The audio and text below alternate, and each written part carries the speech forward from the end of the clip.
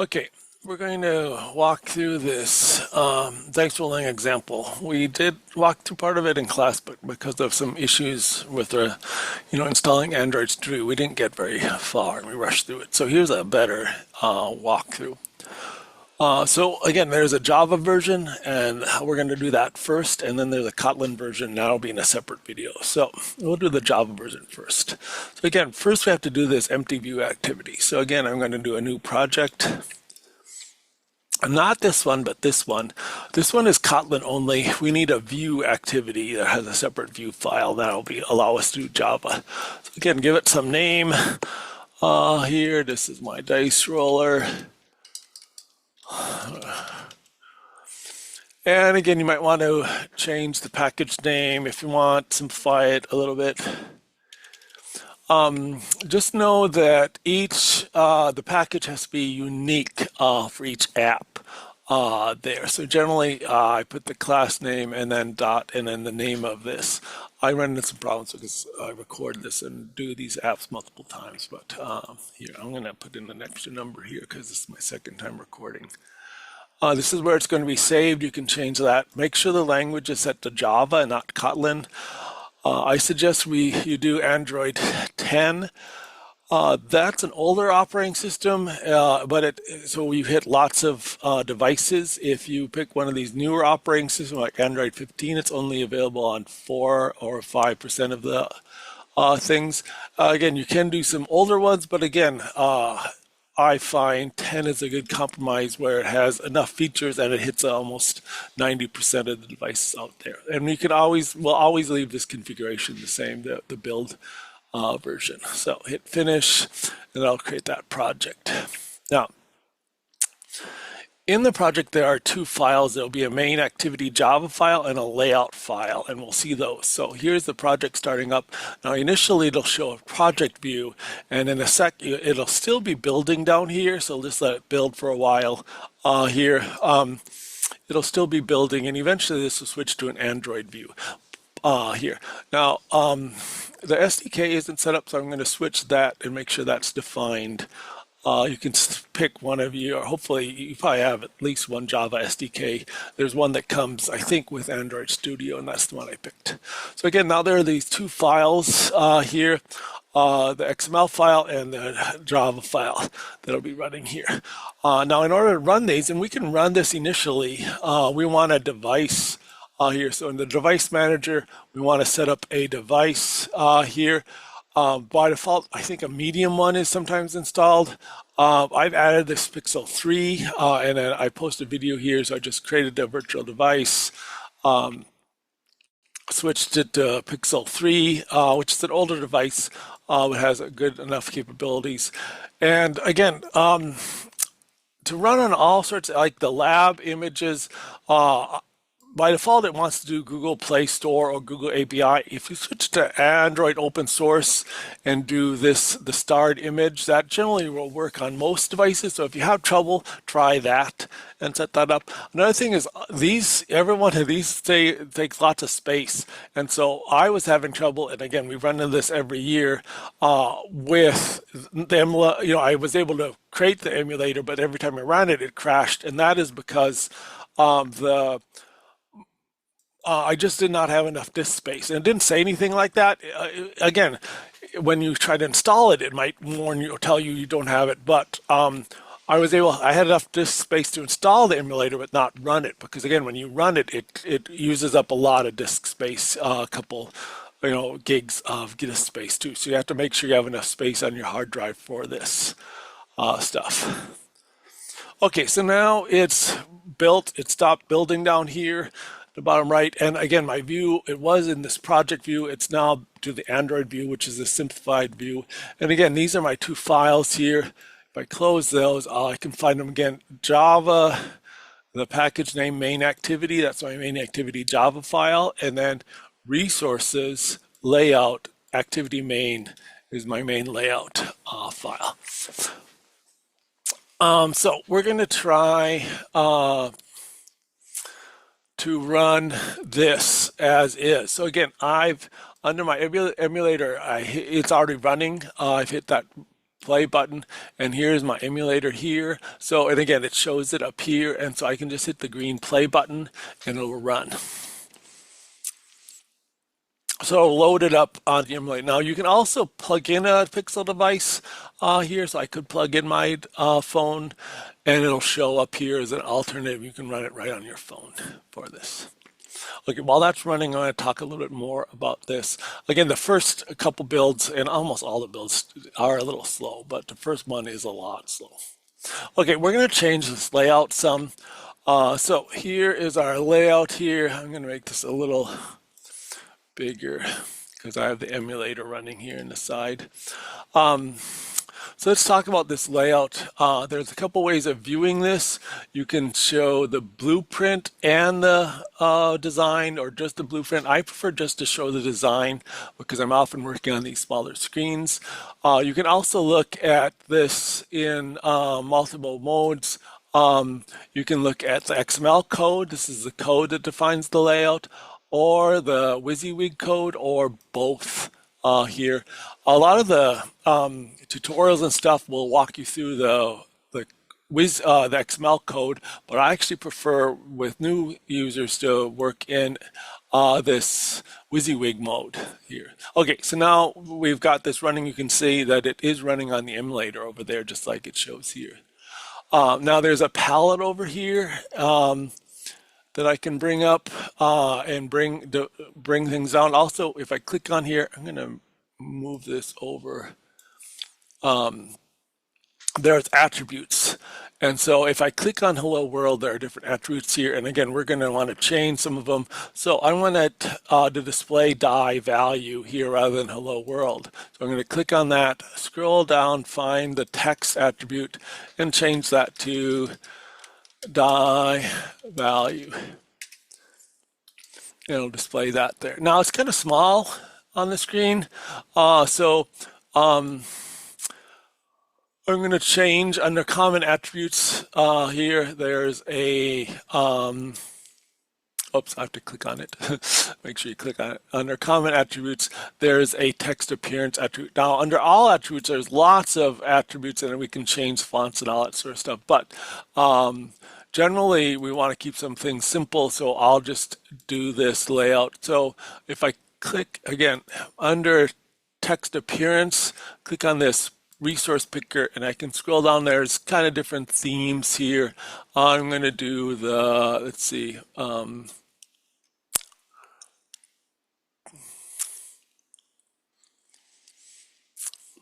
let's try, this is different than I'm used to.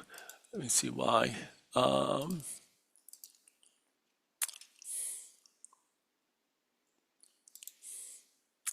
Just going to switch that to display 2 for that. I thought, and yeah, it should come up with display 2 here. I don't know why it wasn't earlier. Okay. And again, you can try different ones, but they'll be just different sizes and shade, and then kind of some pre-built ones here. Okay. I can also move this up or down, and I'll remember because it's constrained.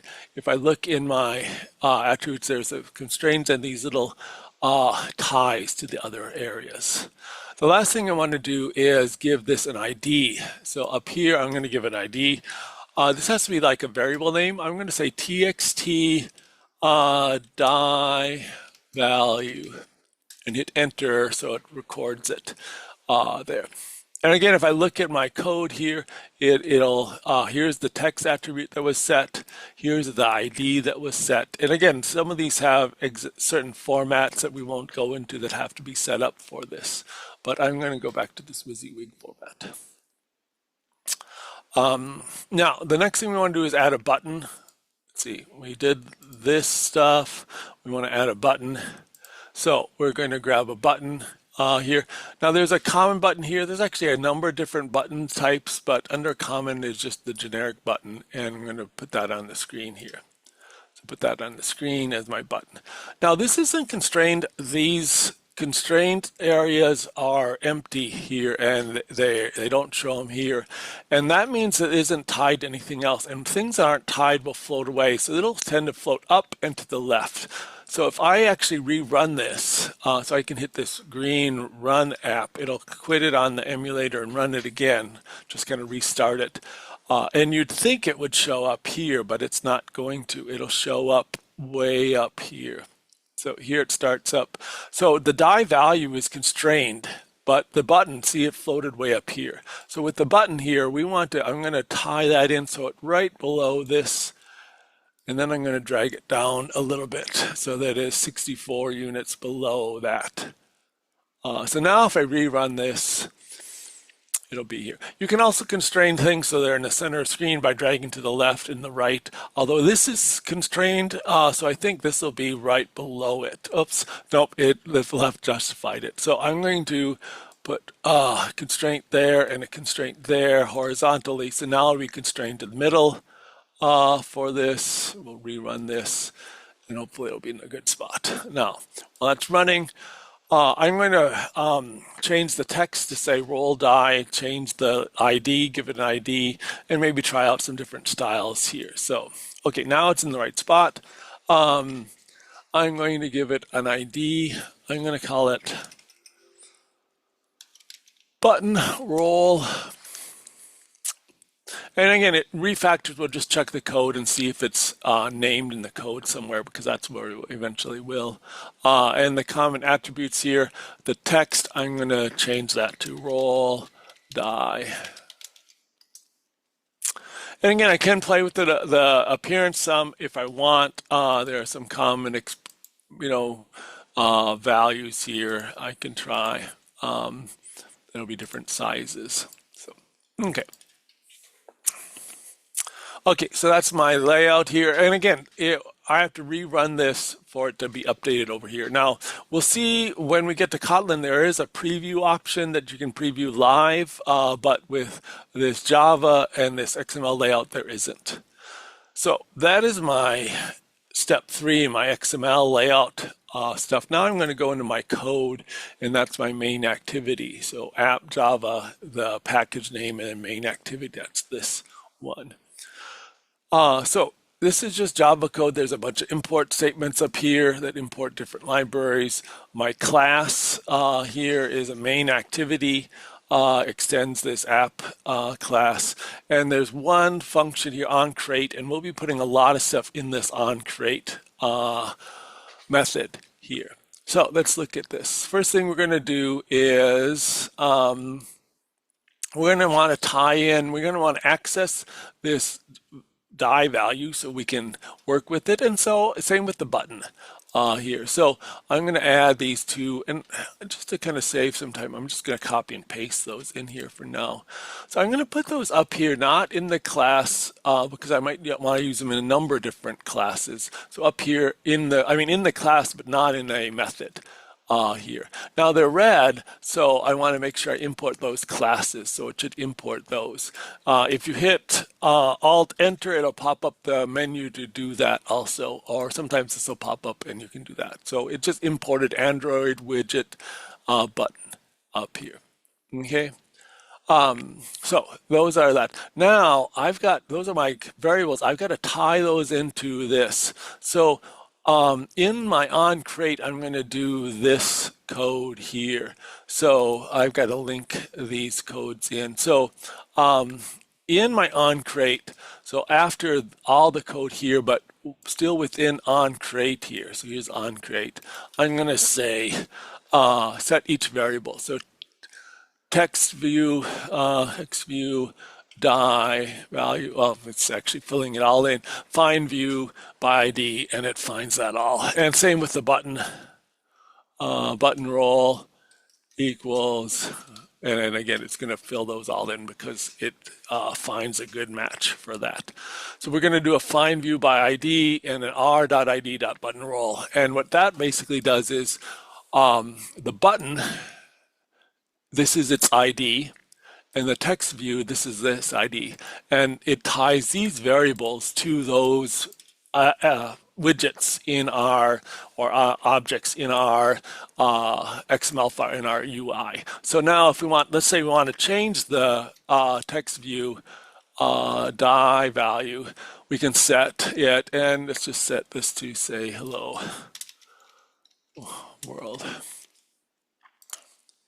Okay, so I'm just saying set the text in this text view to hello world for this. So now if I rerun this, it rather than saying die value here, it'll say hello world once it reruns. But we don't want to do that. We want to actually, when we roll the dice, set that. So I'm going to comment that out here. And we're going to add a button. So again, we've kind of done this. We're going to make this interactive button here for this. So I'm going to grab this button text and put it. And again, this is within my onCreate still. So I'm still in onCreate, and I'm going to define, when we create, I'm going to define a onClick listener for my button. And again, I may have to do some more imports here to import the view. So, and again, I'm not going to go over too much code. And this is kind of boilerplate code for buttons. We'll see this a lot. We specify our button name, set onClick listener. We override the onClick method. And so here's the text actually that will be changing. Here is just this text here. So right now we'll set the text to hello world when we click the button. That's what this says. So if I right now, it doesn't do that. But if I rerun this with this new code, when I click the button, it should display hello world there. So here it is. Die value was the default, hit that, and now it says hello world. But, so that's working, but we don't really want it to say hello world. We want it to roll a die. So again, I could just put that, I'm going to roll a 6 there and get a 6. But I want a random number. I could put the random number generator in here, but, you are now an expert Java programmer. You know that you probably want a separate class for like your dice. So up here in Java, my thing where the main activity is, I'm going to make a new class, new Java class.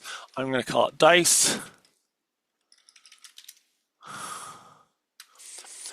And create that dice class. And this is what I'm going to put. I'm just going to grab this code and put that in here. Now, I'm going to leave the package the same. The package is kind of unique, whatever you created the package. So when you're copying and pasting code, try to leave the package and just paste code above it. So again, public class dice, it just has one method, roll, that takes an integer for the number of sides. It creates a random number generator, generates the random number with those many sides, and returns that random number. So it just has this roll public method. Okay, nice and simple. So now I can, here I can call that stuff. So I want to have a die and roll it here. So I'm actually going to create a die up here. Boy, autocomplete's getting really good. So it put that all in there for me. I'm just going to accept that. So dice. I like to call it dice because it's just a single die, not a dice. So dice, die, and then I can roll that. So I can say die dot roll. Let's see. Dot roll a 6-sided dice, and again, autocomplete fix. Now that is going to return an integer, and set text needs a string, so it's automatically putting the toString in here. So I'm going to just accept that. So die dot roll, number of sides is 6, and then toString. So one thing, it's interesting, this IDE puts in the names of the parameters here. Now remember with Java, we don't do that. We'll see this in Kotlin. Kotlin does require this, but my die class has the number of sides in here. So our IDE reminds us what that is there. Okay, so now if I rerun this, I should be able to display different die. Okay, so that is this basic app here for this. And again, I've tried to mention some basic Java programming techniques here as far as naming stuff, but again, we'll deal more with this as we go in the course. So this is your Java version of this. Now, the full version is on GitHub here. This is from old version, but I would guess, so if I go there, app, source, main, uh, here's the dice class, and here's the main activity for this. A little different here. Here we created the die, and we made a new one down here, and everything else looks pretty well the same here. And again, the layout is a little harder to look at if we go to main and go to resources and layout. The main activity, that's just shows the XML layout for this. So, okay, hopefully that helped. And the next video will show the Kotlin version.